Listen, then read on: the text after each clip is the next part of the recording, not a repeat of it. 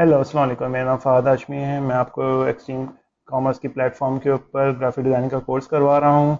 आज हम लोग इलस्ट्रेटर सीखने जा रहे हैं। इलस्ट्रेटर के बेसिक टूल्स वगैरह कैसे यूज़ किया जाता है, इलस्ट्रेटर किस तरह से चलाया जा सकता है। न्यूबी के लिए बहुत इंपॉर्टेंट वीडियो है।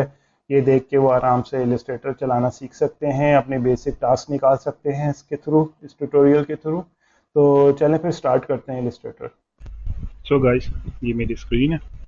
हम लोग इधर एडोब इलस्ट्रेटर ऑन कर रहे हैं, चला रहे हैं। मेरे पास एडोब का 2020 का वर्जन है। इसके अंदर हम लोग बेसिक टूल्स वगैरह सीखेंगे। कुछ नए टूल्स भी अगर नज़र आ जाते हैं तो वो भी हम लोग डिस्कस कर लेंगे।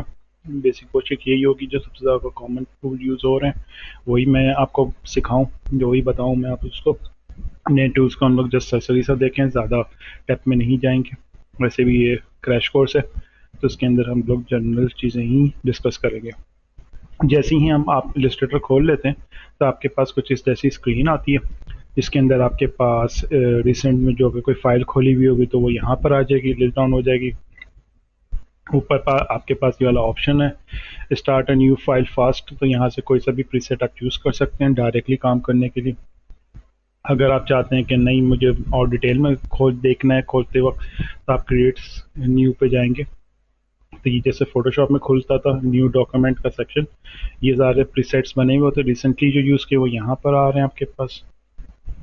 अगर आपने कोई प्रीसेट खुद से बना के सेव किए हुए हैं तो वो आप खोल सकते हैं यहाँ से और डाउनलोड भी कर सकते हैं। सही है।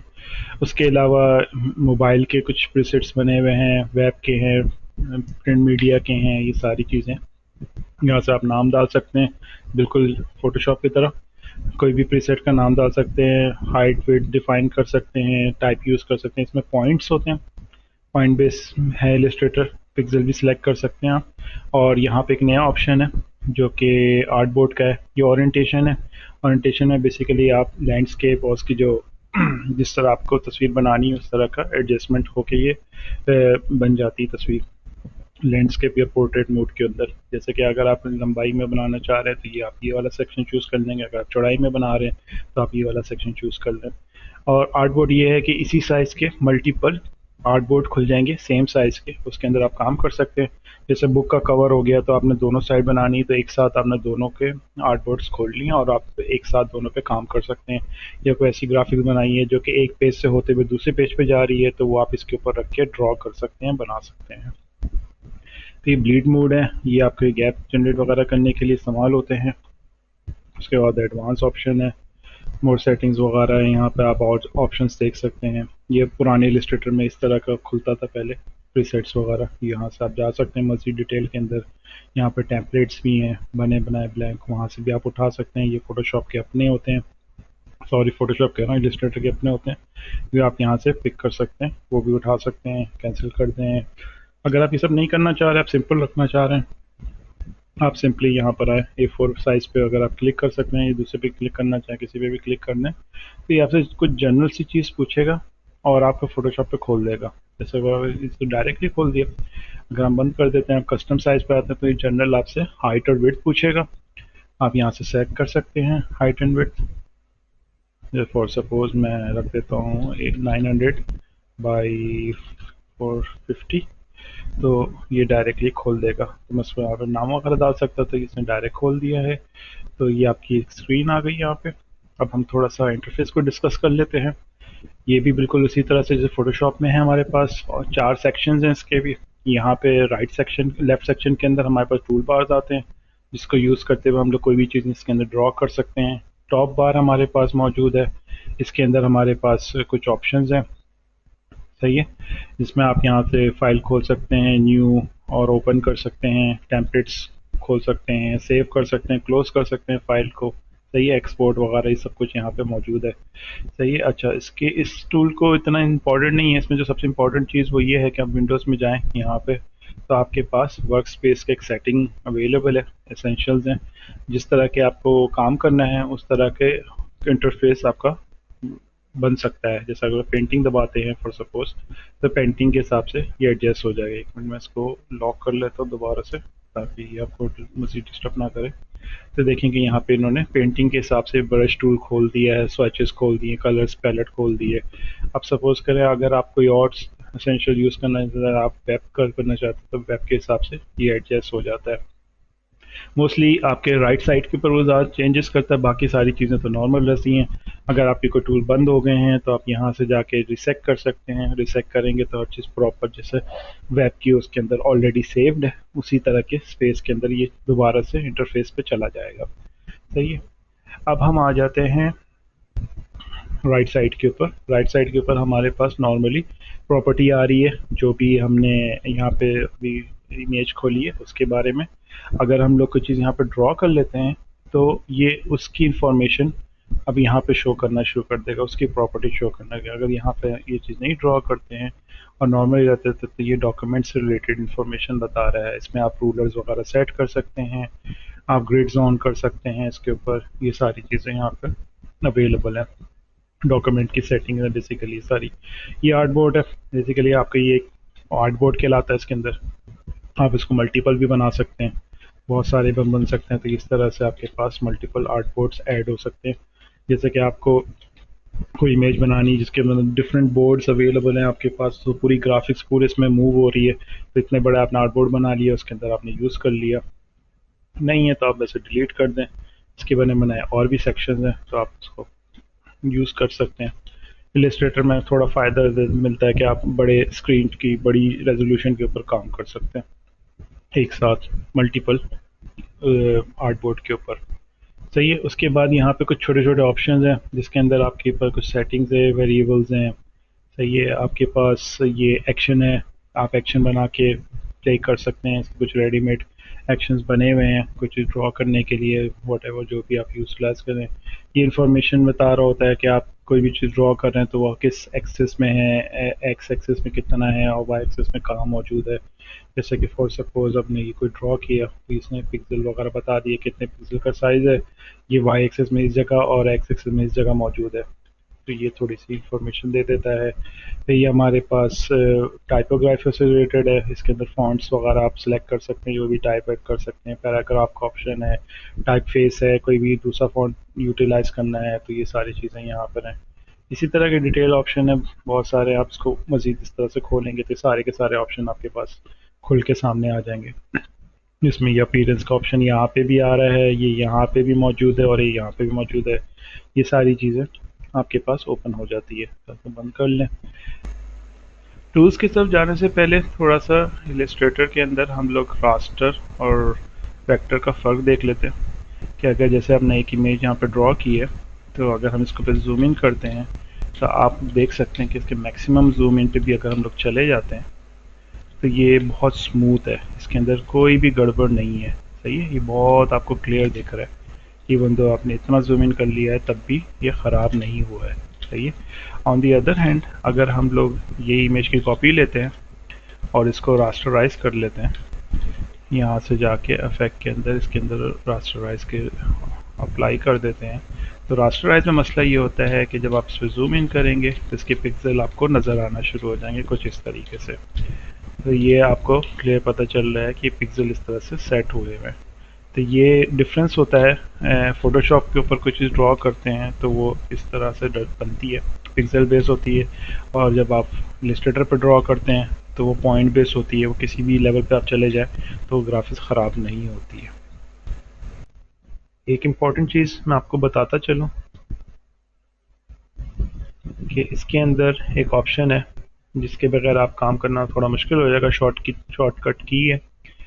इसके अंदर जैसे आप स्पेस बार दबाएंगे तो आपके पास इस तरह का एक हैंडल टूल आ जाएगा, इसको पकड़ के आप मूव कर सकते हैं अपने आर्टबोर्ड को। अदरवाइज आपको इतना आसानी से मूव नहीं कर सकते हैं। यहाँ पे एक छोटा सा वो दिया हुआ है, हैंडल दिया हुआ है जिसके थ्रू आप इसको मूव कर सकते हैं। तो शॉर्ट की बहुत काम आती है इस तरह के मूवमेंट के लिए, और इस तरीके से आप अपना आर्ट वर्क मूव कर सकते हैं।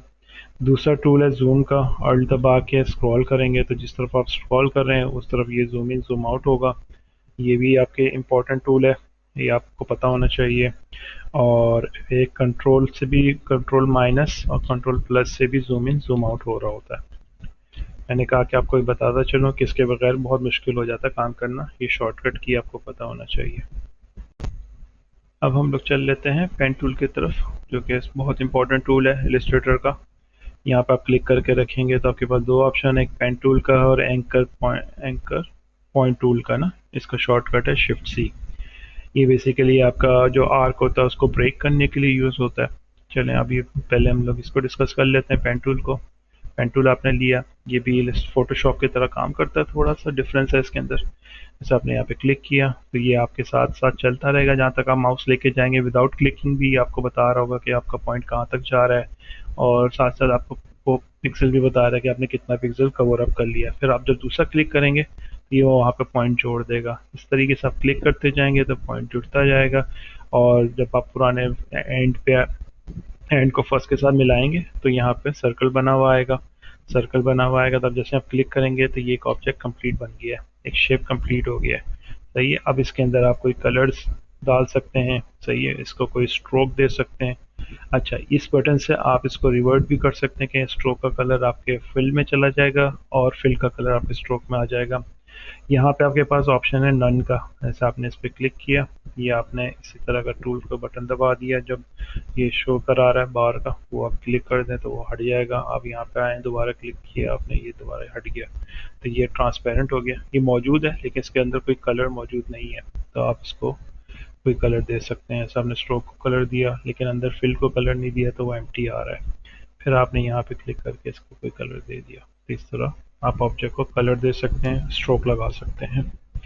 सही है, हम पेन टूल पे थे। अच्छा, पेन टूल के अंदर हम लोग एक कुछ चीज़ और भी डिस्कस कर लेते हैं, आपको दिखाते चलें कि जैसे ही आपने कोई ऑब्जेक्ट बना लिया तो अब आप चाहते हैं कि आप उसके पुराने पॉइंट्स को देखना चाह रहे हैं। सही है, तो आपने सबसे पहले पी दबा दिया। जैसे आप उस पॉइंट पे जाएंगे तो ये माइनस बना हुआ आता है। माइनस का मतलब ये होता है कि ये इसको यहाँ से कट कर रहा है, रिमूव कर रहा है इस पॉइंट को। किसी भी पॉइंट पे जाएंगे तो ये रिमूव के लिए माइनस बना हुआ आएगा, और कोई ऐसी पॉइंट पे आते हैं जहाँ पे एक क्रॉस आ रहा है पाथ के अंदर, तो आप इस पर क्लिक करेंगे तो ये प्लस का साइन आ रहा है, तो यहाँ पे ये एक पॉइंट ऐड कर देगा। फिर आप इस पॉइंट को ए दबा के सिलेक्ट कर सकते हैं, क्लिक करेंगे सिलेक्ट हो जाएगा, और फिर आप इसको मूव कर सकते हैं किसी भी एंगल के अंदर। तो ये इस तरह से हो सकता है। फिर दबा आप पी दबा दें, इस पॉइंट पे आए, माइनस करें तो वो वहाँ से डिलीट हो जाएगा। सही है, इसी तरीके से अगर आप, ये तो मैंने सॉलिड पॉलीगोनल किस्म की कोई तस्वीर बनाई है, कोई इमेज बनाई है, तो इमेज कह रहा हूँ, शेप बनाया है, इसको मैं डिलीट कर देता हूँ। अब मैं कुछ थोड़ा सा कर्वी टाइप इमेज बनाने की कोशिश करता हूँ पेन से। अब मैंने यहाँ गया, मैंने क्लिक किया और मैंने ड्रैग किया तो ये हमारे पास हैंडल्स निकल आए इसके, इस पॉइंट के, और ये हैंडल मुझे हेल्प कर रहे हैं कि मैं इसका आर्क बना सकूँ किसी भी शेप के अंदर। तो मैंने इसको इस तरह से बना लिया। अब ये आगे मजीद कंटिन्यू करके भी बता रहा है कि अगर मैं इधर लेके जाऊंगा तो ये इतना बैंड हो सकता है, इसके बाद ये ख़राब होना शुरू हो जाएगा, इस तरह बैंड होना शुरू हो जाएगा। तो यहाँ तक ये सही बैंड कर रहा है। सही है, इसी तरह से ये यहाँ पे भी आप घुमा सकते हैं, ये इतना बैंड करेगा। इस तरीके से आप देख सकते हैं कि ये किस तरह काम कर रहा है। प्लस ये है कि आप चाहें तो कंट्रोल दबा के इस हैंडल को पकड़ सकते हैं और इसकी इस साइड को छोटा कर सकते हैं। सही है, जैसा कि आपने छोटा कर दिया तो अब ये लाइन इस तरीके से कम बैंड हो रही होगी, स्ट्रेट में ज़्यादा जा रही होगी। आप कंट्रोल दबा के हैंडल को बड़ा कर देंगे तो ये लाइन बड़ी हो जाएगी और बड़े आर्क बनाने की कोशिश करेगी। सही है, जैसे आप क्लिक करेंगे तो ये शेप बन जाएगा। इसी तरह फिर आप और घुमा लें, आपने और घुमा लिया और एक पूरा आपने ओवल टाइप एक शेप बना लिया। सही है, अब आपके पास जो दूसरा टूल है एंकर पॉइंट का, ये आप सेलेक्ट कर लें। अब जैसे ही आप इस पॉइंट पे क्लिक करेंगे तो ये इसको बिल्कुल स्ट्रेट कर देगा, इसके आर्क को ख़त्म कर देता है ये पॉइंट, ये टूल। जैसे ही आप इस पर क्लिक करेंगे, इसने यहाँ से ख़त्म कर दिया, इधर का ख़त्म है, आपने यहाँ क्लिक किया, इधर का भी ख़त्म है। अब ये रह गया, अब इसके दो हैंडल्स हैं, ये बेसिकली इसके हैंडल्स कोड आता है। ये क्लिक किया, ये दोनों इसके हैंडल्स गायब हो गए और एक ये पॉलीगोनल शेप में कन्वर्ट हो गया। ठीक है, ये टूल का ये फ़ायदा होता है। प्लस आपके पास यहाँ पे और भी ऑप्शन अवेलेबल है कि जैसे कि अगर आपने उड़ा दिया, अब आप चाहते हैं, आप ए दबाइए, ये बेसिकली डायरेक्ट सिलेक्शन टूल का ऑप्शन है। ये आपका सिलेक्शन टूल है वी, जो आपके पूरे ऑब्जेक्ट को पकड़ता है, और ए दबाएंगे तो ये बेसिकली किसी भी पॉइंट पे क्लिक करेंगे तो उस पॉइंट को ये पकड़ लेता है। अब जैसे हमने ये वाला पॉइंट पकड़ लिया, हमारे पास यहाँ पे मजीद ऑप्शन है कि हम इसके स्मूथ कर्व बना सकते हैं, convert into select anchor point. तो हम इस पर क्लिक करेंगे तो ये इस तरीके से आर्क इसके बन जाएंगे, इसके हैंडल आ जाएंगे।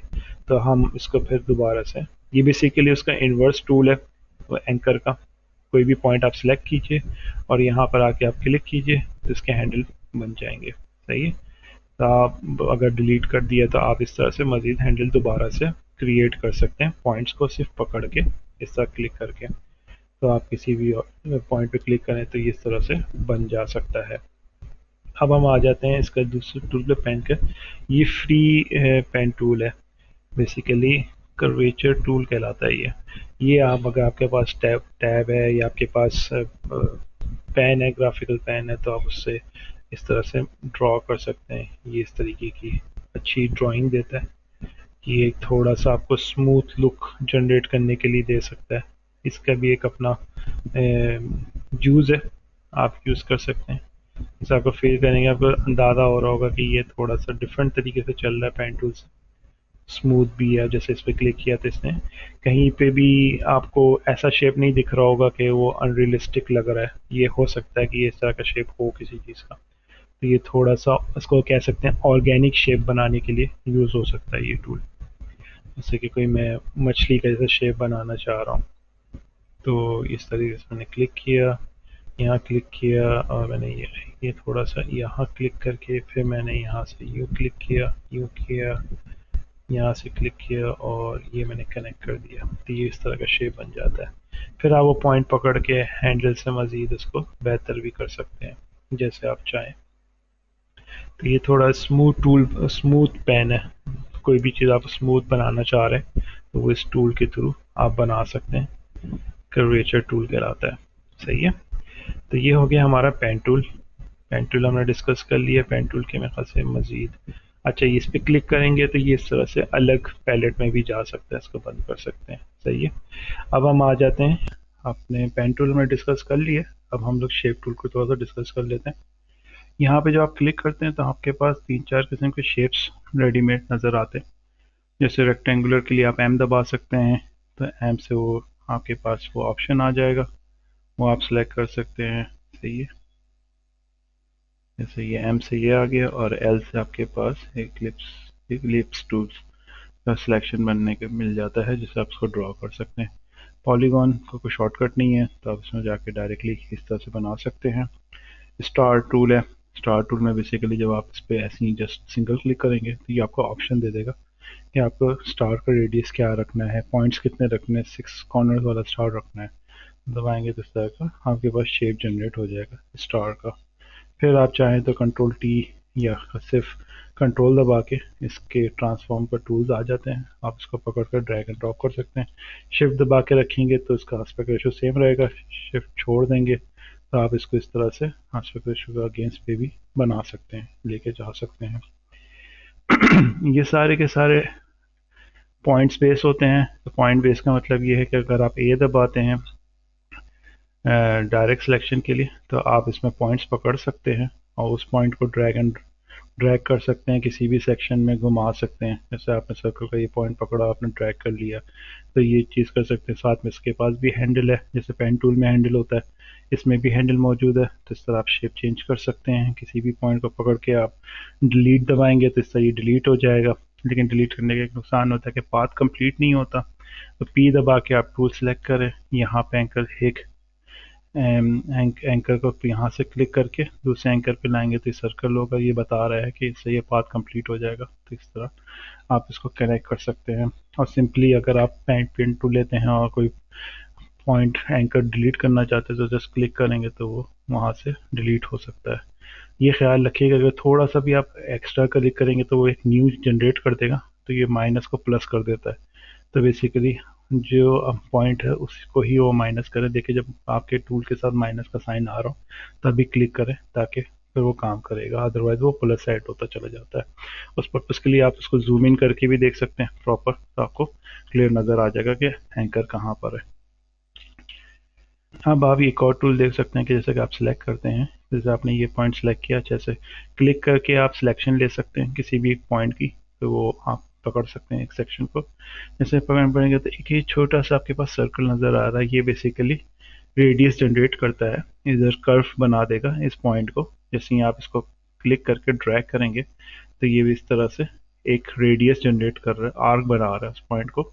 ये स्मूथ कर दिया उसने, पहले ये बिल्कुल कॉर्नर नोकीला कॉर्नर था, एजी था, अब ये बिल्कुल स्मूथ हो गया। इसी तरह आपने इधर पॉइंट किया तो यहाँ पे भी इस तरह का टूल आया जो आर्क टूल के जैसा है। आपने उसको पकड़ कर ड्रैग किया तो इसने इस तरह से शेप को कन्वर्ट कर दिया। तो इस तरह से आप बहुत सारी चीज़ें आसानी से ड्रॉ कर सकते हैं। कंट्रोल दबा के इसके एंकर पॉइंट्स आप इसको रोटेट भी कर सकते हैं, इसको आप स्केल अप एंड डाउन कर सकते हैं, और जैसे कि आप उस पर फिल कर सकते हैं तो यहाँ पे डबल क्लिक करके आप इसको कलर से भी फिल अप कर सकते हैं। तो इधर बहुत सारे ऑप्शन हैं। पेन से भी आप कोई चीज़ ड्रॉ कर सकते हैं, और साथ साथ यहाँ पे बने बनाए रेडीमेड शेप्स हैं वो भी कर सकते हैं, या लाइन भी है, आप लाइन ड्रॉ कर सकते हैं। अगर डेफिनेटली अगर आप कोई चीज़ ड्रॉ कर रहे हैं तो क्लिक करके आप ड्रैग करेंगे तो वो चीज़ ड्रॉ होना शुरू हो जाएगी।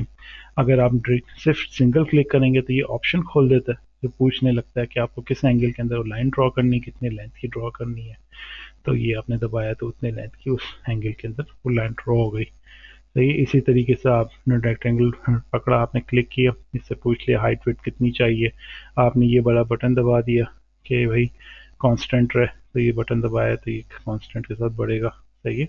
तो ये सारी चीज़ें आप कर सकते हैं। आप एक साथ सारे ये दबा के ये सारे के सारे सिलेक्ट हो गए तो एक साथ भी आप सारे के सारे पॉइंट्स को कर्व कर सकते हैं इस तरीके से। जैसे आप मैक्सिमम पे जाएंगे तो ये लाल कलर का ये इंडिकेट कर देता है कि ये मैक्सिमम पे जा चुका है, इससे ज़्यादा ही कर्व पे नहीं जा सकता। तो ये भी एक पॉइंट है। फिर आप इसको बाद में सही भी कर सकते हैं, जैसे कि आपने ये दोबारा क्लिक किया तो आप इसको वापस रिवर्स करेंगे तो ये रिवर्स भी हो जाएगा। तो इस टूल का इस तरह के फ़वायद हैं।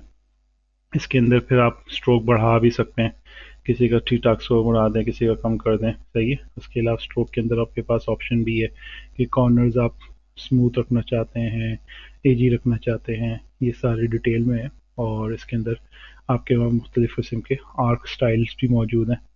इस तरह से भी आपको एक खूबसूरत फ्रेम बना सकते हैं इसका। तो ये मज़ीद स्ट्रोक के ही बेसिकली ऑप्शन है। वैसे यूनिफॉर्म होता है बाय डिफ़ॉल्ट, तो ये यूनिफॉर्म इस तरह से आपको नज़र आएगा।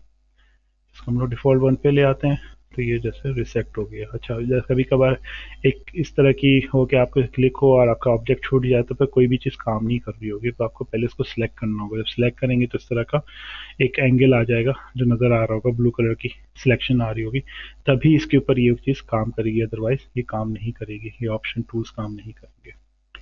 ये हो गया सारा शेप टूल से रिलेटेड। आपने देखा इसमें सारे ऑप्शन हमने देख लिए, स्टार भी देख लिए, पॉलीगॉन भी देख लिया, लाइन सेगमेंट वगैरह भी देख लिया। आप इसमें कस्टम भी बना सकते हैं, कस्टम शेप्स भी डाल सकते हैं, उसके भी ऑप्शन अवेलेबल है। अब हम चलते हैं दूसरे टूल की तरफ जो कि है टेक्स्ट टूल। टेक्स्ट टूल पे आप क्लिक करें, टी पे क्लिक करके दबाएंगे तो यहाँ पे 3 ऑप्शन है। ये नॉर्मल टाइप फेस है, तो आप डायरेक्टली टाइप टूल क्लिक करें और लिखना शुरू कर दें। ये डायरेक्टली लोअर में इसमें डाल देता है खुद से, ताकि आप कुछ लिखना चाहें। This is a text area लिख दिए। अच्छा, आप इसको कंट्रोल इंटर दबाएंगे तब फिर ये इस तरह से आ जाएगा।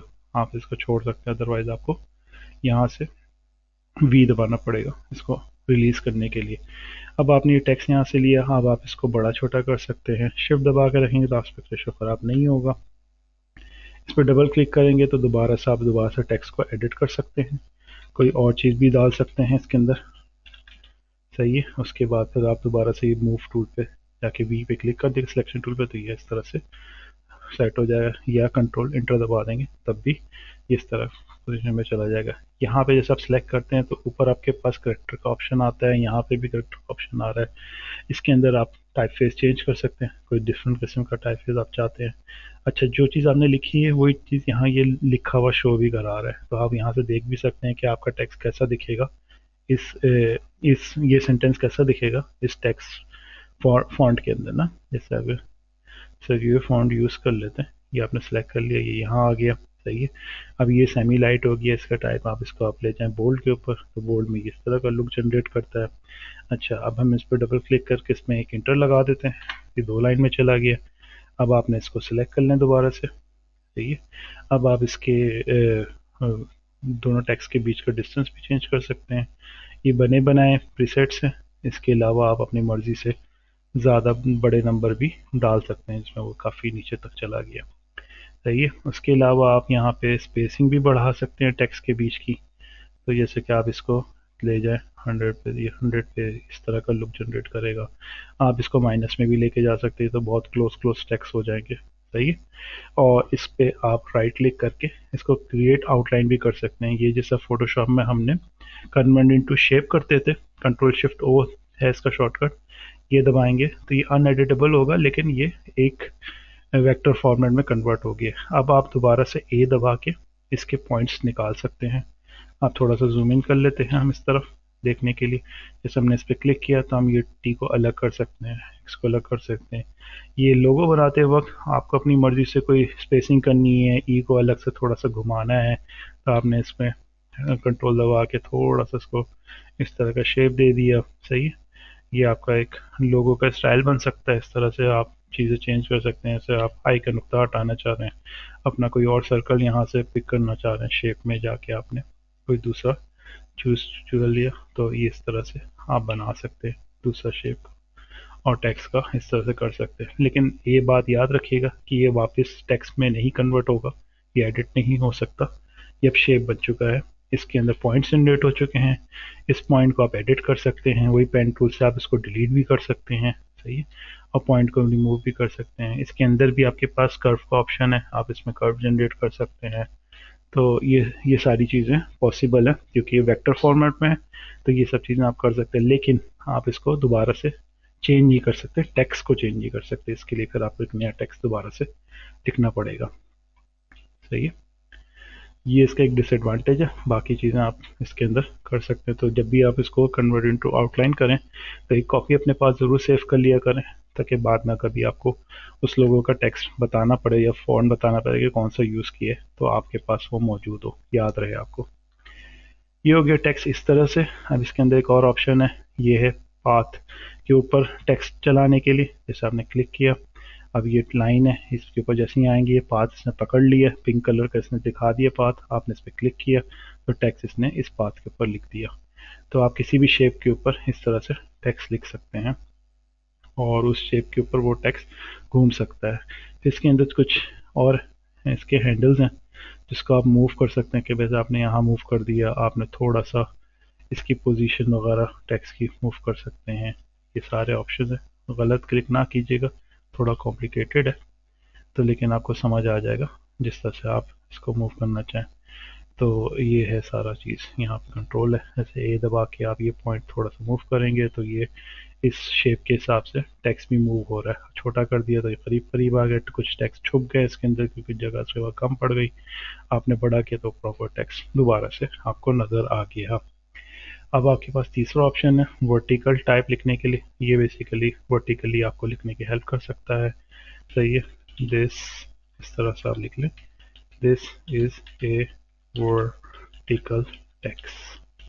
तो ये भी आप इस तरह का लिख सकते हैं। ये भी आपके पास एक ऑप्शन अवेलेबल है टेक्स्ट का। टेक्स्ट के साथ और बहुत कुछ खेलने का है। आपका पैराग्राफ का सिस्टम भी है। जैसे फॉर सपोज मैंने यहाँ पे टाइपफेस सेलेक्ट किया, मैं अभी ये सारी चीज़ें हटा देता हूँ थोड़ी देर के लिए। ओए सॉरी, ये मैं यही दिखाना चाह रहा था जो इसने किस तरह बना लिया। तो पहले आपको ये याद रखिएगा कि आप कौन सा टूल सेलेक्ट किए हुए, तो सबसे पहले आप ये सिलेक्शन टूल सेलेक्ट कर लें, ताकि आप अभी सिलेक्शन पे जा रहे हैं। तो ये आपने ये किया, सारे के सारे चीज़ सेलेक्ट हो गई है। इस तरह से भी ड्रैग करके सिलेक्ट कर सकते हैं या कंट्रोल ए दबाएंगे तो ये सारी चीज़ें खुद बहुत पकड़ लेगा, और फिर आप डिलीट करना चाहें तो डिलीट का सिंपल बटन दबा दें, डिलीट हो जाएगा। आपके पास टेक्स्ट है, आप यूं करके क्लिक करके इसको ड्रैग करेंगे तो ये बेसिकली एक बड़ा एरिया सेलेक्ट कर रहे हैं कि जहाँ पे आप टेक्स्ट लिखना चाह रहे हैं। जैसे आप छोड़ेंगे तो ये बाय डिफ़ॉल्ट इस लोरम मिक्सम की टेक्स्ट इसको भर देगा। हमने हाइट बढ़ाई हुई थी, हम इसको ऑटो पे ले आते तो ये इस तरीके से इसने टेक्स्ट दिखा दिया कि इस पैरा के अंदर ये टेक्स्ट है। अब इसके आप कॉपी पेस्ट मान लें, पेस्ट पेस्ट पेस्ट पेस्ट, तो आप नोट करेंगे कि जिस बॉक्स आपने बनाया तो ये उसके अंदर ही मौजूद है। जो भी टेक्स्ट लिखेंगे वो उसके अंदर ही लिखाएगा, कहीं और नहीं जाएगा। अब इसके अंदर पैराग्राफ के कुछ ऑप्शन हमारे पास अवेलेबल है। ये अभी हमारा लेफ्ट लाइन हुआ हुआ है, ये सेंटर लाइन कर सकते हैं, राइट लाइन कर सकते हैं। फिर आप इधर आ जाएं, थोड़ा और ज़्यादा ऑप्शन अवेलेबल है। यहाँ पर आप जस्टिफाई कर सकते हैं इस तरह से, left justify, centre justify, right justify, और ये ऑल लाइन जस्टिफाई। सही है। तो लास्ट लाइन को भी फैला के इस पूरे शेप के हिसाब से फिट कर देगा। तो ये सारे ऑप्शन है। इसके अंदर आप पैराग्राफ के डिस्टेंस भी बढ़ा सकते हैं। याद रखें सिलेक्शन रहनी चाहिए वरना इफेक्ट जनरेट नहीं होगा। अब ये देखें इसने राइट साइड से स्पेस जनरेट कर दिया, सही है। यहाँ से आप लेफ्ट साइड से स्पेस जनरेट कर सकते हैं। आप फर्स्ट टेक्स्ट को घसकाना चाह रहे हैं, फर्स्ट लाइन को घसकाना चाह रहे हैं, तो वो भी ऑप्शन अवेलेबल है यहाँ पे। अभी एक ही इस तरह का भी ऑप्शन है, ये कुछ एडवांस लेवल का है, तो इसको भी छोड़ देते हैं। वैसे आप चीज़ों को समझ गए होंगे कि इसको हमने क्या किया। इसको हम लोग रिसेट कर देते हैं 0 0, तो ये नॉर्मल हो जाएगा, सही है। तो अब आपने टेक्स्ट के कुछ बहुत सारे ऑप्शंस जान लिए कि हम लोग टेक्स्ट के साथ क्या क्या चीज़ें कर सकते हैं। और कोई भी चीज़ की अगर आपको कॉपी लेनी है इसके अंदर, तो आप सिंपल अल्ट दबा के और ड्रैग कीजिएगा तो कॉपी बन जाएगी। ये शेप पे भी काम करता है, शेप लिया अल्ट दबाया, सही है, सॉरी क्या कर दिया था, हल्ट दबा के कॉपी किया तो इस तरह से ले लेंगे। अच्छा एक चीज़ और भी बताता चल कि जैसे आप कोई कॉपी लेंगे और अगर शिफ्ट दबाते हैं तो ये उसी लाइन में मूव करेगा, सही है। अब आप चाहते हैं कि ये बिल्कुल एग्जैक्ट इसके वर्टिकली मूव करे या इसके हॉरिजेंटली मूव करे, शिफ्ट का बटन आप दबा के रखिएगा। और इस पर एक और अच्छा ऑप्शन है कि ये आपको बताता भी जा रहा है कि भाई अभी ये दोनों तीनों सर्कल के बीच में डिस्टेंस इक्वल हो गया। तो ये भी आपको इंडिकेट करता रहता है कि आप किधर जा रहे हैं, कितना डिस्टेंस पे जा रहे हैं और कितने इक्वल इस पे जा रहे हैं। तो ये सारी चीज़ें अच्छी टूल है इसके अंदर अवेलेबल है, जिससे आपकी परफेक्शन अलाइनमेंट हो सकती है इलस्ट्रेटर के अंदर। इसमें अलाइनमेंट के बहुत सारे ऑप्शन हैं, मोर देन इन फोटोशॉप। आप चीज़ों को हर तरीके से एडजस्ट कर सकते हैं। जैसे मैं सारा सिलेक्ट किया, सेंटर लाइन किया, तो ये इस तरीके से सेंटर लाइन मौजूद हो गया। हम जैसा कि आप देख सकते हैं कि इसमें हमने कुछ चीज़ें सारी कवर अप कर ली हैं टैक्स से रिलेटेड। वो आपको नज़र आ रही होगी कि ये हमने टैक्स का सारे ऑप्शन वगैरह देख लिए हैं। अब हमने बेसिकली अब हम चलते हैं अपने दूसरे टूल की तरफ। एक छोटा सा और टूल है जो पाथ फाइंडर का टूल है। वो आपके पास नॉर्मली यहाँ पे खुला हुआ भी होता है। अगर आपके पास यहाँ पे नहीं दिख रहा तो आप यहाँ से विंडोज़ में जाके ये है शिफ्ट कंट्रोल F9 दबाएंगे तो ये टूल आपके पास आ जाएगा। पाथ फाइंडर बहुत काम की चीज़ है। और इसके साथ अलाइनमेंट है। अलाइनमेंट तो आप देख ही चुके हैं कि अलाइनमेंट किस तरह से काम करती है। दोनों को सिलेक्ट किया, सेंटर कर दिया, सेंटर हो गया, राइट पे किया, राइट पे चला गया, लेफ्ट पे किया, लेफ्ट पे चला गया। इस तरह की चीज़ें इक्वली डिस्ट्रीब्यूट करना है तो वो भी कर सकते हैं। तो ये सारे अलाइन टूल आके। अब पाथ फाइंडर के अंदर ये चीज़ है कि जैसे आपने कोई ऑब्जेक्ट्स दो बनाए हैं, अब आप चाह रहे हैं कि इसके बीच का सेक्शन आप एक साथ काटना चाह रहे हैं, तो दोनों को सिलेक्ट किया, यहाँ पर आप इसको मर्ज कर सकते हैं, इसमें से एरिया कट कर सकते हैं, इसका सेंटर का एरिया निकाल सकते हैं और इसका सेंटर का एरिया बिठा सकते हैं। ये सारी चीज़ें जैसे हमने इस पर क्लिक किया तो ये एक सिंगल ऑब्जेक्ट में कन्वर्ट हो गया, सही है। अच्छा मैं कलर भी दिखा देता हूँ तो ये उसका ऊपर आइडिया हो जाएगा कि किसका कलर ये पकड़ रहा है, किसका नहीं पकड़ रहा। इसका भी अब एक आइडिया हो जाएगा। दोनों ऑब्जेक्ट पकड़ा, आपने मिक्स किया तो इसने जो टॉप पे रखा था उसका कलर इसने ऊपर वाले में ब्लेंड कर दिया। अब दोनों को आपने डिलीट किया तो इसने इस सेक्शन को इस सेक्शन के साथ काट दिया, जो कि टॉप पे था उसको इस पे रख के काट दिया उसने। दोनों सेलेक्ट किया, सेंटर का एरिया निकाला, इसने सेंटर का एरिया कट कर लिया। अब सेंटर का एरिया वो गायब करना चाह रहे हैं, इसने सेंटर का एरिया इस तरह से गायब कर लिया। पाथफाइंडर बहुत मुख्तलिफ तरीके से भी काम करता है। इसमें डिवाइड का टूल है, जैसे हमने डिवाइड किया तो ये तीनों हिस्सों में डिवाइड हो गया। अब ये बेसिकली ग्रुप हो जाता है। इसको यहाँ से आपने अनग्रुप किया तो आप इसके अलग अलग पीस निकाल के इस तरह ट्रैक कर सकते हैं। तो ये कटिंग टूल के तौर पे भी काम कर सकता है। तो इसकी भी और मज़ीद ऑप्शन है, वो आप खुद एक्सप्लोर भी कर सकते हैं, चला के देख सकते हैं। मोस्टली ये वाले टूल इस्तेमाल होते हैं पाथफाइंडर के। चलें अब हम चलते हैं अपने दूसरे टूल की तरफ।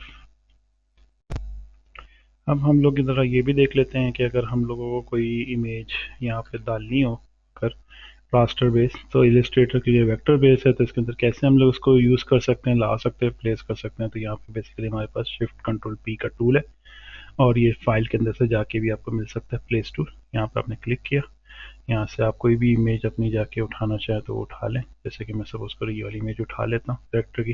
ये क्या करता है कि मेरे माउस के साथ एक इमेज जनरेट करती है। तो बेसिकली जैसे ही मैं क्लिक करूँगा तो ये यहाँ पे प्लेस हो जाएगी, ये इतने बड़े साइज़ में यहाँ प्लेस हो गई। तो ये क्या करता है कि जो उसकी ओरिजिनल साइज़ है उसके साइज़ हिसाब से वो यहाँ पे प्लेस हो जाता है और साथ में इसके कस्टमाइजेबल कॉर्नर्स अवेलेबल हो जाते हैं सिलेक्शन के, तो आप इसको बड़ा छोटा कर सकते हैं। अच्छा इसमें भी वही शिफ्ट दबा के आप रखेंगे तो रेशो बराबर रखेगा, और इसका आप प्लेस कर सकते हैं। ये याद रखिएगा ये वेक्टर नहीं है, ये रास्टर इमेज के ऊपर हम लोग काम कर रहे हैं। तो बेसिकली क्योंकि ये पीएनजी है तो ये शेडो इसका पीछे हमारे आर्टबोर्ड के ऊपर या फाइल के ऊपर गिर रहा है, तो ये लग रहा है कि ये इसी का ही पार्ट है। एक तो ये तरीका हो गया। दूसरा तरीका ये है कि आप प्ले स्टोर में दोबारा से जाएं, इमेज उठाएं और आप इसको सिलेक्शन जगह दें। तो ये बताएं कि भाई मुझे इतने एरिया में ये इमेज प्लेस करनी है। जैसे ही आप क्लिक छोड़ेंगे तो ये उतने एरिया में उस साइज़ का यहाँ पे प्लेस हो जाएगा।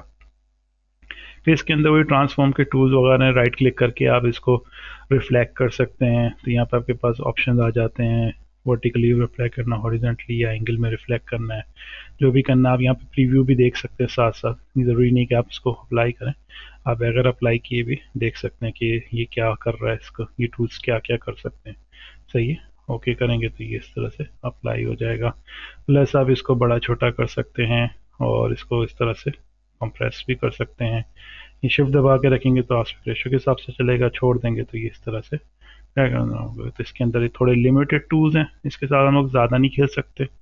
और इसको हम लोग मास्क भी कर सकते हैं कि जैसे फॉर सपोज हमने एक फ्रेम बनाया, सही है, इस फ्रेम को हम इसके ऊपर रखते हैं, सही है, इस इमेज के ऊपर रखेंगे, दोनों को सिलेक्ट करेंगे, राइट क्लिक करेंगे और मेक क्लिपिंग मास्क कर देंगे। तो ये क्या करेगा कि इसको एज अ फ्रेम के तौर पे इसने कॉल करा लिया और इसके अंदर आपको वो इमेज शो करा रहा है। आप इसके अंदर एक चीज़ ये भी कर सकते हैं कि यहाँ पे आपने स्ट्रोक दे दिया तो ये इसका प्रॉपर फ्रेम बन गया। डबल क्लिक करेंगे तो ये आपके पास ये ऑप्शन आ जाएगा, ब्लू कलर की लाइन नहीं कि वो बता रहा होगा कि आप अंदर के हिस्से में काम कर रहे हैं। तो आपने इसको यहाँ पे ऐसे एडजस्ट कर लिया और आप बाहर डबल क्लिक कर दिया तो ये नॉर्मलाइज हो गया। अब आप इसको पकड़ कर ड्रैग करेंगे तो फ्रेम हिलेगा, कैरेक्टर अंदर का नहीं हिलेगा, जो इमेज है वो उस फ्रेम के साथ एडजस्ट हो गई है। अगर आप इसको मूव करना चाहते हैं इस पर डबल क्लिक करें तो आप इमेज से मूव कर सकते हैं। तो ऐसे आपने पाँव वाला से एरिया सेलेक्ट कर लिया, बाहर क्लिक कर दिया तो ये अब इस तरह से आप मूव हो सकता है। तो ये आप वेक्टर सॉफ्टवेयर के अंदर रास्टर इमेजेस को भी इस तरह यूटिलाइज कर सकते हैं। अब हम लोग थोड़ा सा लेयर को भी डिस्कस कर लेते हैं। यहाँ पे राइट साइड पे आपको लेयर दिख रहा है, अगर ना दिख रहा हो विंडोज़ में जाएं, यहाँ पे लेयर पे क्लिक करेंगे तो लेयर विजिबल हो जाएगी और इसका शॉर्टकट F7 है। लेयर्स के अंदर आप बेसिकली कोई भी ऑब्जेक्ट क्रिएट करते हैं तो जितने ऑब्जेक्ट क्लियर करते हैं तो वो खुद ब खुद अलग अलग एक ही लेयर के अंदर डिफरेंट पार्ट्स में कन्वर्ट हो जाती है। फिर आप अगर चाहते हैं कि ये एक ही में शो हो तो आप सारे को सिलेक्ट करके कंट्रोल राइट क्लिक करके ग्रुप कर सकते हैं तो ये एक ग्रुप में कन्वर्ट हो सकती है। सही है। अच्छा, इसमें एक प्रॉब्लम ये होती है कि जैसे कि आपको आइडिया नहीं हो रहा कि आप कुछ लेयर को अलग रखना चाह रहे हैं या साथ रखना चाह रहे हैं, तो आप सिंपली अलग अलग लेयर यहाँ से जाके क्रिएट करें, 3 लेयर्स क्रिएट कर सकते हैं। सही है। पहली लेयर पे फॉर सपोज मैंने एक सर्कल शेप बना लेता हूँ, सही है, बल्कि पहले पॉलीगोनल शेप बना लिया, सही है। सेकेंड लेयर मैंने क्रिएट की, इसके अंदर मैंने क्लिप्स वाला शेप बना लिया, इसका कलर मैंने तो दूसरा रख दिया। फिर मैंने थर्ड लेयर बनाई और उसके अंदर मैंने एक और शेप क्रिएट कर दिया। तो जो सबसे टॉप लेयर है वो सबसे ऊपर दिख रही है, बाकी दोनों उसके नीचे है। ऐसे ग्रीन इसके ऊपर है, ये इसके ऊपर मौजूद है। तो इस तरीके से आप रख सकते हैं, अरेंज कर सकते हैं और इसको यहाँ से ड्रैग एंड ड्रॉप करके ऊपर नीचे भी कर सकते हैं। ये अब यहाँ पे एक ऑप्शन अवेलेबल है कि आप इस लेयर को लॉक भी कर सकते हैं। जैसे मैंने इसको लॉक कर लिया, सारे ऑब्जेक्ट मूव करेंगे, ये नहीं मूव कर रहा, यहाँ ना इसके ऊपर मैं कोई काम कर सकता हूँ क्योंकि ये यहाँ से लेयर लॉक हुई हुई है। इसको मैं हाइड भी कर सकता हूँ कि कभी ये मौजूद है लेकिन मैंने अभी हाइड कर दिया, मैं अभी नहीं दिखाना चाह रहा, तो मैं इसको हाइड भी कर सकता हूँ। तो इस तरह के ऑप्शन आप लेयर के साथ यहाँ पे खेल सकते हैं और आप उसको ड्रैग करके डिलीट भी कर सकते हैं, सिंपल क्लिक करके भी डिलीट कर सकते हैं। दोनों ऑप्शन अवेलेबल है। अब मैं आपको एक और चीज़ दिखा देता हूँ कि एक ये शेप लिया हमने, एक स्क्वायर शेप ले लिया, एक हमने यहाँ पे पॉलीगॉन लेकिन 3 वाला जो कि ट्राइंगल बन जाएगा वो शेप ले लिया। सही है, हमने सबको एक साथ रखा। अब मैं चाहता हूँ कि ये ऊपर आ जाए, तो इसका 2 तरीके, राइट क्लिक करके अरेंज में जाऊँ, ब्रिंग टू फ्रंट, तो ये टॉप पर आ जाएगा। इसका कलर चेंज कर लें ताकि क्लियर अंदाज़ा हो सके। सही है, तो ये टॉप पर आ गया, सबके टॉप पर आ गया। राइट क्लिक किया, यहाँ अरेंज पे जाए, इसका शॉर्टकट की है शिफ्ट कंट्रोल क्लोज ब्रैकेट। अब आपको पीछे ले जाना है तो शिफ्ट कंट्रोल ओपन ब्रैकेट पर दबाएंगे, सबसे पीछे चला जाएगा और सिर्फ कंट्रोल ब्रैकेट दबाएंगे क्लोज का, तो एक एक करके ऊपर आएगा, और फिर ऊपर पे दबाएंगे तो एक एक करके ये पीछे जा सकता है। तो आप इस तरह से इसके अंदर मूवमेंट वगैरह कर सकते हैं, इसकी पोजीशन सेट कर सकते हैं, ये सारी चीज़ें इसके अंदर मौजूद हैं। तो ये हमने लेयरिंग के बारे में और ऑब्जेक्ट के प्लेसमेंट के बारे में, कौन से ऑब्जेक्ट किसके ऊपर हो सकता है किसके पीछे हो सकता है, ये हमने डिस्कस कर लिया। अब हम आ जाते हैं कि हम इसको कैसे एक्सपोर्ट कर सकते हैं, जो भी आपने आर्ट वर्क बनाया है तो इसको हम लोग किस तरह सेव कर सकते हैं, क्या चीज़ें कर सकते हैं। यहाँ फाइल में चले जाइए, यहाँ पे सेव एज का ऑप्शन है। सेव का ऑप्शन अगर फर्स्ट टाइम अगर आपने सेव नहीं किया तो डायरेक्ट सेव और सेव एज एक ही तरह काम करेगा, वो आपसे नाम पूछेगा फाइल के, तो आप फॉर सपोज कोई भी नाम रख देते हैं, सैम्पल 2 रख देते हैं।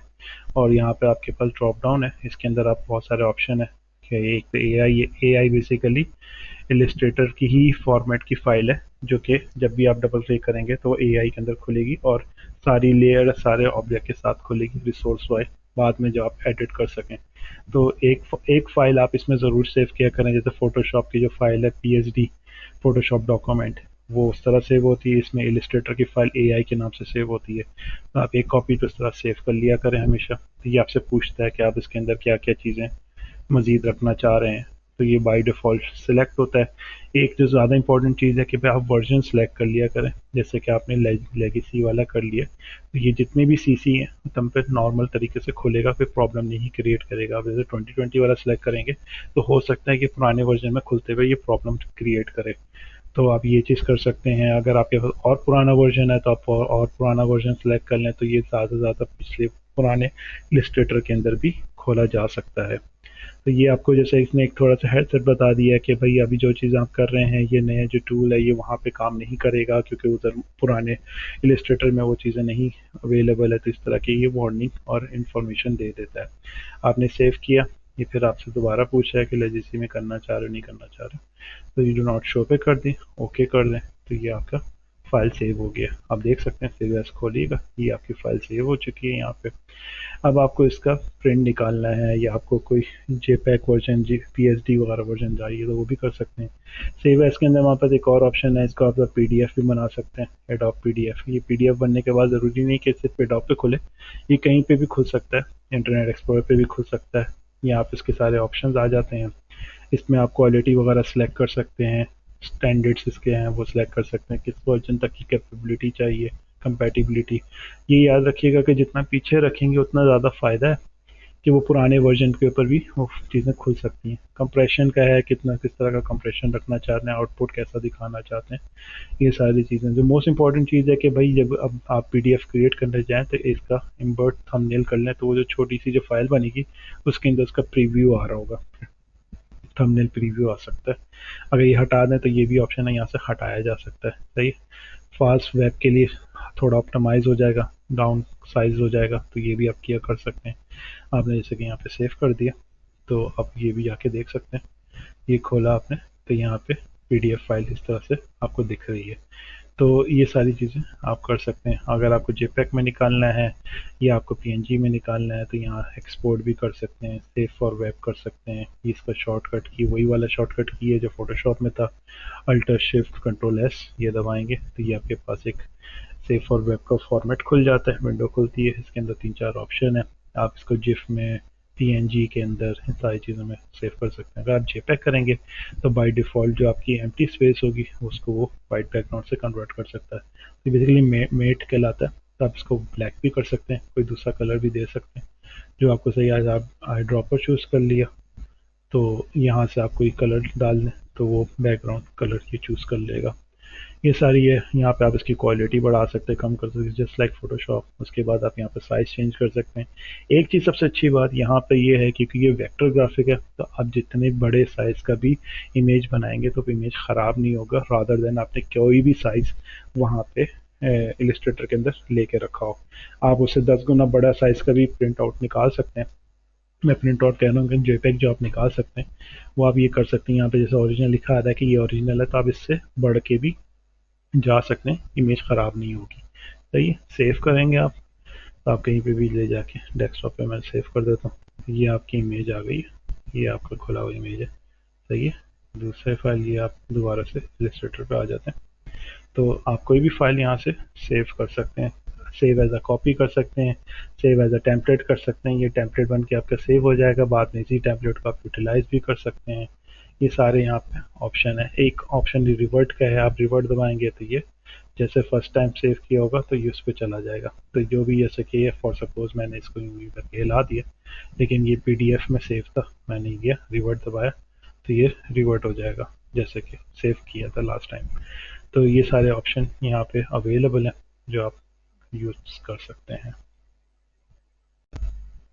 एक और टूल मैं आपको बताता चलूँ कि इलस्ट्रेटर में एक ख़ास बात ये है कि अगर आपने बहुत सारी ग्राफिक्स बनाई हुई है और आप इसका वायर फ्रेम देखना चाहते हैं तो आप सिंपल कंट्रोल वाई दबाएंगे, ये वायर फ्रेम के अंदर चला जाएगा, सारे कलर्स हट जाएंगे, सिर्फ आउटलाइनिंग्स होंगी। सही है, वो आप डायरेक्ट एडिट कर सकते हैं कि अगर आपकी इमेज बहुत ज़्यादा कॉम्प्लिकेटेड है और आप उसमें सिर्फ लाइन को एडिट करना चाह रहे हैं तो आप इस तरह के वाई फ्रेम के अंदर कंट्रोल वाई दबा के जा सकते हैं और आ सकते हैं। ये चीज़ें आप इधर कर सकते हैं। एक और टूल है कंट्रोल आई, इससे आप स्पेल चेक कर सकते हैं। कोई भी टेक्स्ट लिखा है तो ये आपके स्पेल चेक करके बता देगा कि कोई स्पेलिंग गलत है तो वो चेंज कर लो। तो ये भी ऑप्शन है एक अच्छा सा। और कंट्रोल पी से आप प्रिंट डायरेक्टली प्रिंट पे जा सकते हैं। यहाँ से आपके प्रिंट के ऑप्शंस हैं कि यहाँ पर आप जो भी चीज़ सिलेक्ट करना चाहें, प्रिंट से रिलेटेड पीडीएफ भी बनती है प्रिंट के अंदर, और आपके अपने मुख्तलिफ़ किस्म की फ़ाइल भी जनरेट कर सकते हैं, डायरेक्ट प्रिंटर पे भी भेज सकते हैं उसकी सेटिंग वगैरह करके। तो ये प्रिंटेबल हो सकती है जो भी ग्राफिक्स आपने बनाई है। एंड में कुछ थोड़े से टूल्स हैं वो भी हम देख लेते हैं जो हमने थोड़े से छोड़ दिए थे। ज़्यादा इंपॉर्टेंट टूल्स नहीं है लेकिन चलें थोड़ा सा इसको गो थ्रू कर लेते हैं। कि जैसे आपने कोई ऑब्जेक्ट बनाया तो इसके पास आपके पास यहाँ पर एक शेयर टूल है। तो शेयर टूल बेसिकली इस तरह से किसी भी ऑब्जेक्ट को आप हिला सकते हैं, उसका डिस्ट्रॉर्ट कर सकते हैं, इस तरह से इस चीज़ को डिस्ट्रॉर्ट कर सकता है। फिर आपके पास यहाँ पे एक सीजर टूल है, एक इरेजर टूल है। इरेजर टूल भी इस तरह से आप इसको मिटा सकते हैं इस ऑब्जेक्ट को। इस तरह से ये कट भी हो रहा है, साथ साथ ये मिट भी रहा है। तो ये एक छोटे छोटे पीसेस में हो गया। आप यहाँ से इसको अलग अलग कर सकते हैं ऑब्जेक्ट को। सही है, इसके अंदर फिर आपके पास सीजर टूल है। इसको काम करने के लिए ये थोड़ा सा कॉम्प्लिकेटेड किस्म का टूल है, इतने आसानी से नहीं चलता। जैसे कि आपने ये ऑब्जेक्ट सेलेक्ट कर लिया, आपने यहाँ से टूल लिया, यहाँ पे आपने एक पॉइंट रखा, इस तरीके से ये इसने कट कर दिया। थोड़ा कॉम्प्लिकेटेड है, मैं भी थोड़ा इसका अनयूज्ड हूँ। तो ये बेसिकली काटने के लिए यूज़ होता है, इंटरसेक्शन पर पॉइंट क्लिक करना पड़ता है तो ये इस तरीके से काटना शुरू कर देता है। ये सीजर टूल आ गया। सही है, ये टूल आप छोड़ दें, बेकार है। मैश टूल है, ये ग्रेडियंट और मैश दोनों के तौर पे काम करता है। तो यहाँ पे आपने एक ऑब्जेक्ट सेलेक्ट किया, आपने इस पर क्लिक करेंगे इसको सिलेक्ट करके तो ये इस तरह से इसके अंदर ग्रेडियंट अप्लाई कर सकता है। इसके अपने वो हैं कि इसको आप कम ज़्यादा कर सकते हैं। यहाँ पे आप दूसरा कलर डाल सकते हैं। सही है, जैसे आपने खोला, आपने यहाँ पे ये वाला कलर डाल दिया, इस साइड पे आपने डबल क्लिक किया, यहाँ पर आपने पिंक कलर डाल दिया, और ये वाला कलर डाल दिया, तो ये कुछ इस जैसा लुक जनरेट कर दिया इसने। तो ये एक आपका ग्रेडियंट टूल हो गया। ये पिकर है, कलर कोई सा भी आपने ऑब्जेक्ट सेलेक्ट किया, अब आपने ये सिलेक्ट करके यहाँ पे आई दबा के ये पिक कर लिया तो ये कलर इसके ऊपर अप्लाई कर देगा। ये वाला टूल है। एक ये है आर्टबोर्ड का टूल, यहाँ पे शिफ्ट ओ इसका शॉर्टकट है। सही है, आप इस पर क्लिक करेंगे तो बता देगा कि आपका एक आर्टबोर्ड बना हुआ है। आप चाहें तो यहाँ पे जो एम्प्टी स्पेस है यहाँ पे रख के आप दूसरा आर्टबोर्ड, तीसरा, चौथा आर्टबोर्ड बना सकते हैं। सही है, तो ये बेसिकली अलग अलग है। आप इसको जिसको सिलेक्ट करेंगे उसके अंदर ये वो प्रिंट स्क्रीन पे जाएगा। फॉर सपोज मैंने यहाँ पे लोरम एच डी लिख दिया, तो ये एक यहाँ पे एच डी लिख दिया और एक यहाँ पे लिख दिया। अब मैंने इसको सिलेक्ट किया तो ये थोड़ा सा एक ब्लैक आउटलाइनिंग आ रही है। अभी कंट्रोल शिफ्ट एस दबाऊंगा तो ये सिर्फ पर्टिकुलर उसी को ही उठा के लेकर आएगा जो मैंने सेलेक्ट किया हुआ है। अब जैसे कि मैंने इसको सिलेक्ट किया है, कंट्रोल शिफ्ट एस दबाऊंगा तो ये उस चीज़ को उठा के लाएगा। ये इसमें मैट आ रहा है, ये मैट हटा दें तो देखा। अब जैसे कि मैंने ये वाले आर्टबोर्ड को सिलेक्ट किया और मैं इसको प्रिंट पे ले जाऊंगा तो ये इस वाले आर्टबोर्ड को लेकर आ रहा होगा। तो ये आर्टबोर्ड आप इस तरह से क्रिएट कर सकते हैं। और ये आपके पास जूम का टूल है, इसका शॉर्टकट जी है। इसमें बाय डिफ़ॉल्ट प्लस का साइन आता है, आप क्लिक करेंगे तो ये ज़ूम इन होगा, अल्ट दबा देंगे तो ये ज़ूम आउट कर लेगा। सही है, किसी भी जगह पे आप क्लिक करेंगे तो ज़ूम इन कर सकता है। अच्छा, इसको क्लिक करके माउस ऊपर की तरफ जाएंगे तो और ज़ूम आउट हो रहा होगा, माउस को नीचे की तरफ ले जाएंगे तो ये ज़ूम इन हो रहा होगा। तो ये इस तरह से काम कर भी सकता है दोबारा से ना। ये थोड़ा सा, ये भी थोड़ा कॉम्प्लिकेटेड है। वैसे आप अल्ट दबा के माइनस कर सकते हैं और नॉर्मल क्लिक करके इसको ज़ूम इन कर सकते हैं। तो ये इस तरीके से ये टूल भी काम करता है। सही है, और ये आपके पास जो है आपका हैंड टूल है, ये बेसिकली ये पकड़ के एच का शॉर्टकट की है, और ये स्पेस बार से भी आता है। ये आपके पूरे हार्डबोर्ड को हिलाने के लिए, मूव करने के लिए यूज़ होता है। तो ये सारे छोटे मोटे टूल्स हैं, इसके बेस पे आप चीज़ें क्रिएट कर सकते हैं, बना सकते हैं। होप्स हो कि आपको काफ़ी सारी चीज़ें क्लियर हुई होंगी इलस्ट्रेटर से रिलेटेड। और मैंने कोशिश की कि मैं ज़्यादा से ज़्यादा चीज़ें कवर अप कर सकूं जो ज़्यादा यूज़ हो रही हैं। इसमें है तो बहुत सारे ऑप्शन जो हम लोग पढ़ सकते हैं डिटेल के अंदर, लेकिन ये वो सारे टूल्स हैं जिसको आप यूटिलाइज करते हुए बेसिक अपना लोगो बना सकते हैं, हेल्प हो सकते हैं, और उसको एडिट कर सकते हैं, अपने लिए सेव कर सकते हैं। तो आप मज़ीद एक्सप्लोर कीजिए, और भी टूल्स अवेलेबल हैं, उसको भी चला सकते हैं। ये मैंने ज़्यादातर वही टूल स्टडी किए हैं, आपको बताने की कोशिश की जो सबसे ज़्यादा इस्तेमाल हो रहे हैं इलस्ट्रेटर के अंदर। आपको आज की क्लास पसंद आई होगी, बहुत सारी चीज़ें क्लियर हुई होंगी सॉफ्टवेयर से रिलेटेड। अब आपको प्रैक्टिस की ज़रूरत है, जितना ज़्यादा आप इसकी प्रैक्टिस करेंगे उतना ज़्यादा आप इसके एक्सपर्ट बन सकेंगे। आज के लिए इतना ही, मिलते हैं हम अपने नेक्स्ट क्लास के अंदर। Thank you.